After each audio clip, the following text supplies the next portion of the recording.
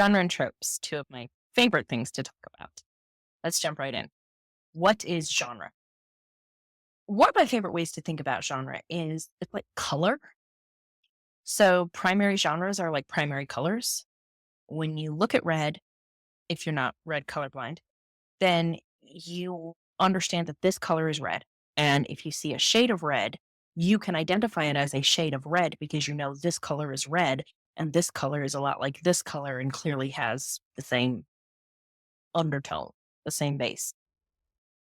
Obviously, if you mix that primary color with another primary color, you get a different color, a secondary color, and that's what subgenre is, right?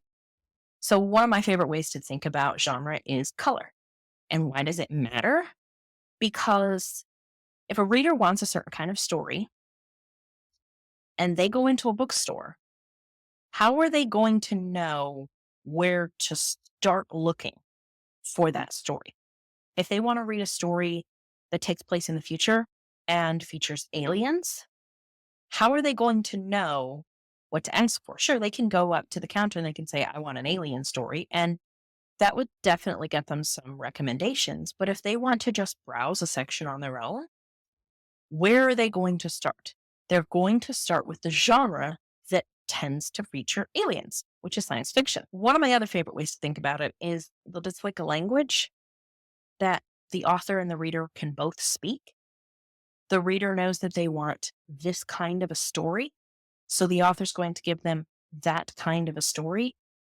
The author knows if they are writing this kind of a story, these are the setting conventions, these are the plot and character tropes. They can look up when they know they want to write a sci fi story. They can look up how to write sci fi. They can look up subgenres of sci fi. How do I write this kind of sci fi?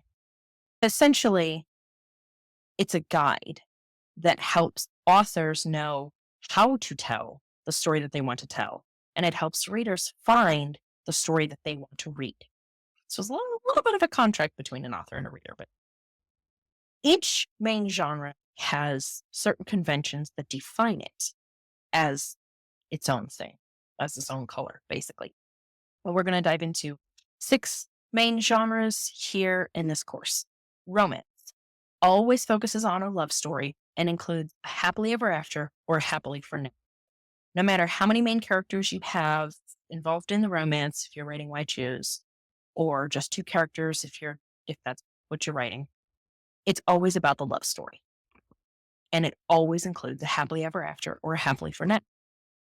Fantasy is always about worlds where magic is real and frequently includes what we define as magical creatures, so dragons, griffins, and other races, fantasy races specifically, because there's a little bit of a difference between fantasy races and sci-fi races, although really the main difference is that one of them is in space and has some scientific differences more than you don't really have to explain why fantasy races are different from humans. And sometimes in sci-fi, you do define what makes them different from humans. Anyway, so elves and dwarves commonly found in fantasy. Sci-fi involves science or technology not currently possible or even plausible in our world. We've seen this in sci-fi shows of the past where it's, hey, look at this cool invention. And then now we have counterparts to that, like flip phones from Star Trek, for example. But sci-fi is primarily about science and technology not currently possible or even plausible in our world. It features aliens, space travel a lot of the time. Not always, but a lot of the time. Lit RPG is about worlds that function like a game, either a tabletop RPG or an MMORPG, video games. Sometimes a story is more game lit than it is lit RPG, which means that it has a game's style system, but not really very recognizably lit RPG style. And then mysteries are about a puzzle. You have a puzzle to solve. If it's a murder mystery, the puzzle is one or more murders. If it's another kind of mystery, it's a different kind of puzzle. But mysteries are essentially about solving some kind of a mysterious incident, event, a puzzle essentially. And thrillers are about suspense, tense thrilling situations, frequently chases of some kind, the villain's trying to chase you down, there's a conspiracy. They're all about keeping you on the edge of your seat with thrills. What are tropes? Tropes are patterns in plot, character, and setting. Take enemies to lovers. That's a romance trope. Technically, you can write lovers without specifically romance, but it's essentially a romance trope, usually. A grumpy sunshine is a character trope, the grumpy character and the sunshine character. Chosen one refuses the call is a plot trope. The chosen one, which is another trope, it's a character trope, has refused the call to destiny, which is plot trope. So you have chosen one refuses the call. Tropes matter to authors and readers because a lot of times readers specifically look for stories with one or multiple kinds of tropes. I love found family stories. I love writing them. I love reading them. I might go on to a story site and search for found family urban fantasy stories or found family military science fiction. Found family is a trope. It is a character trope and a little bit of a plot trope crosses over between the two. And it helps readers find the kinds of stories they really want to read. And it helps authors present the kind of story that they've written in a way that the reader will understand. It's again speaking the same language. An author says, I have these things that I'm putting into my story. They all fit the definition of the found family trope. So when I talk about my story, I'm going to say that. I'm going to say, this is a found family lit RPG story. And then when a reader types in found family lit RPG story, that author's story can pop up. So it really helps readers know that, yes, I want to read this story. Or it's not for me, but another reader will come along and want to read it. And it helps authors define what their story is about. Because once an author's written the story, the next step is to get it into the hands of the readers. And how do they do that? By telling the reader what it's about. And tropes are the labeling shortcut, so to speak. So an author can say, I wrote a chosen one urban fantasy. And readers who are looking for that will know, oh, I should try this out. Every genre has tropes that are more common to it than to another genre. Enemies to lovers is way more common to romance than other genres. Now you can write like a subplot of romance with enemies to lovers in other genres, but people primarily recognize it as a romance trope. And also, like I mentioned before, there are exceptions to that. If you are writing a, a non-romantic lover's plot. But in general, people recognize it as a romance trope. Chosen One is primarily a fantasy trope and also sci-fi and lit RPG. Grumpy Detective is primarily a mystery trope.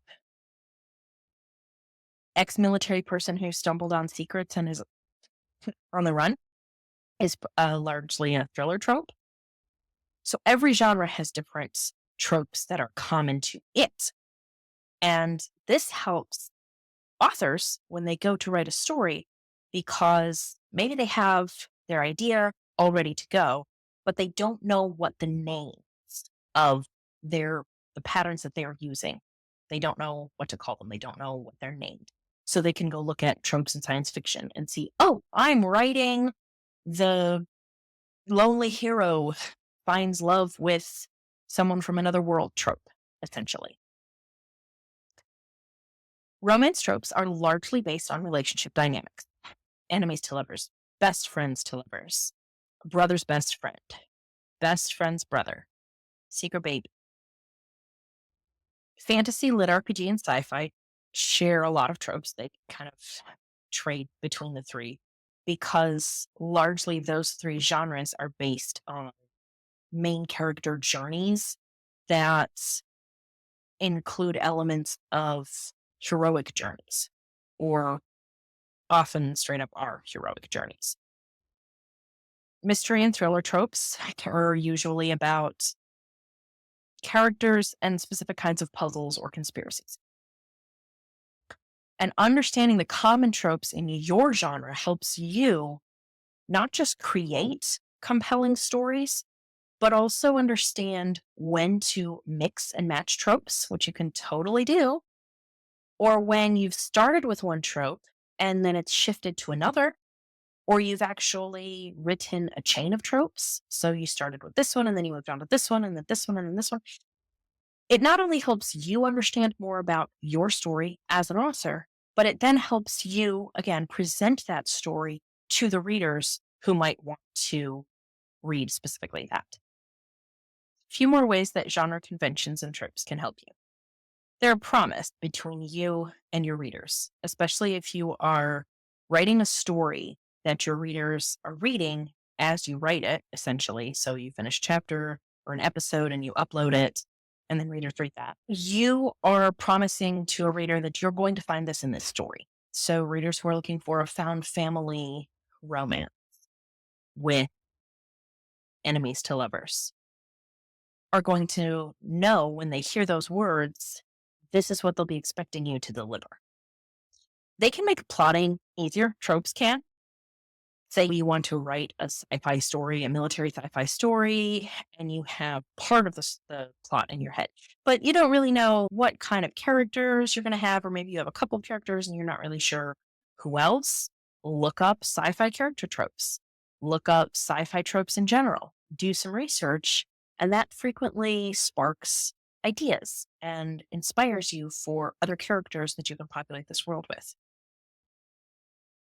Again, readers know what they're getting when you tell them, I'm writing a chosen one lit RPG. This chosen one is the hero of any gender that is going to save this world from whatever's happening. Are the game overlords oppressing the world and this person's going to save them from it? And tropes are super, super helpful in marketing and also in creating community and fandom. And that's gone into later in the course, but tropes are a language, like I've said a few other times in this video. So when you say, I've written a best friends to lovers fantasy with the chosen one saving the world, readers understand, oh, I'm looking for this, or I'm looking for some of these things. I want to read this. It just gives you a language to use that readers also understand, and it makes it easier for you to talk about your story.